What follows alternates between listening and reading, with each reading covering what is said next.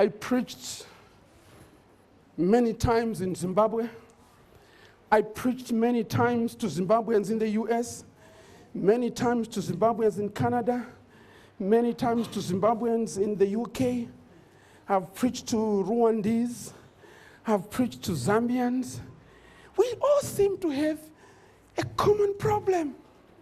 There is this one tribe that doesn't like the other tribe. When the other tribe chooses somebody, there is a boycott from the other tribe that's not chosen. And these are the good people that follow Jesus whithersoever he goeth. But there will come a time when my Jesus will say, you look hungry, go buy bread. I must finish my Father's work without you.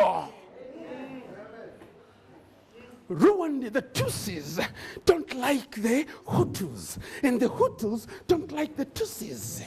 But they are in the church of God, in the same church of God. But Jesus says, listen, you are my disciples, and I'm working with you. I'm hoping to finish my Father's business on planet Earth with you. But must you prove to be loyal to Hutuism and Tutsism, I must do without you. The Andebeles and Shonas who don't see eye to eye. In the US, when you go to certain towns, you can only find a Shona church. If you are Ndebele, you feel out of place. You go to Canada, the same pattern forms. You go to this church, they only speak in Shona, and Ndebeles can only respond in English, and they feel out of place. When you go to other cities, you find that it's Ndebele, and Shonas are out of place. But you know what, my sister? When you talk of, this afternoon I'll be talking to you, singing the Lord's song in a strange land.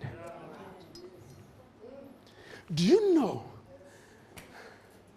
I respect Zimbabweans, I love them. Because, are they here? Do we have Zimbabweans here? Oh, you are here, you are also Zimbabwean. Do you know what? I really believe the hub of Adventism is Zimbabwe. Hello? Now, I'm from Zambia, and you people stop calling us Zambians. When you say Zambian, we sound like aliens. We are Zambians. Are we together? We are Zambians. We are not Zambians. Now, I am from Zambia, and when I say this, I say it with a lot of humility on my part. We look to Zimbabwe as pacesetters of Adventism in Southern Africa. This is where the missionaries came, at Solusi.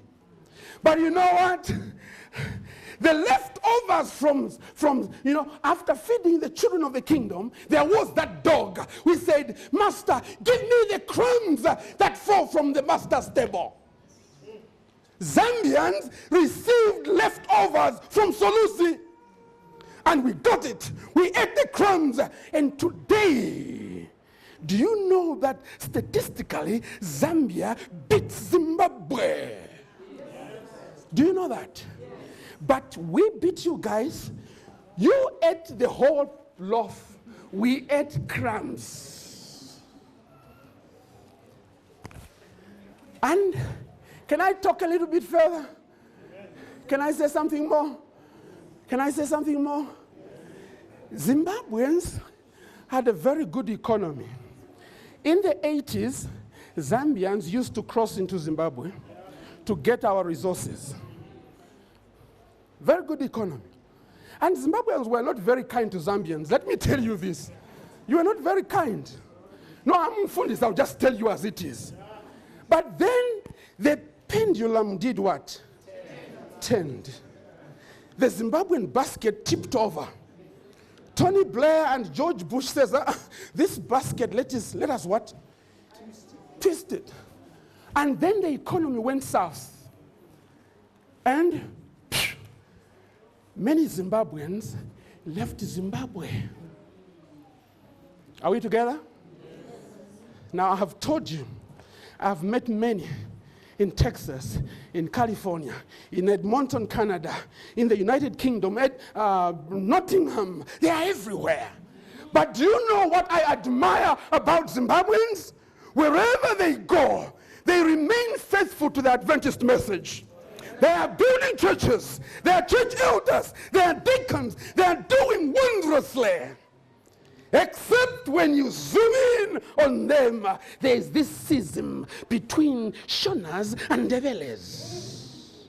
Jesus is saying, you Shonas and Ndebeles, I was thinking I would work with you. But if you fail to set your house in order, I must do without you. Actually, across the Zimbabwe, there is a country called Zambia. They are willing to work with me. They're across the Limpopo, there is a country called South Africa. They can work with me.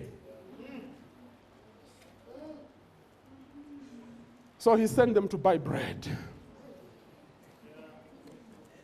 He sent them to buy bread because they failed to set their houses in order.